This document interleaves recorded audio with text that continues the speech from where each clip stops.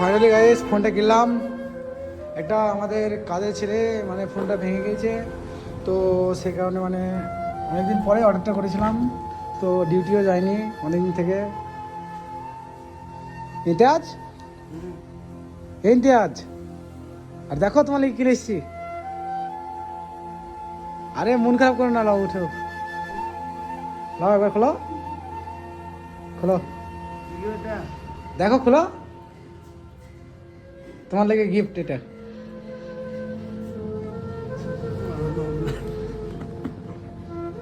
গিফটটা কেমন হয়েছে বলবা?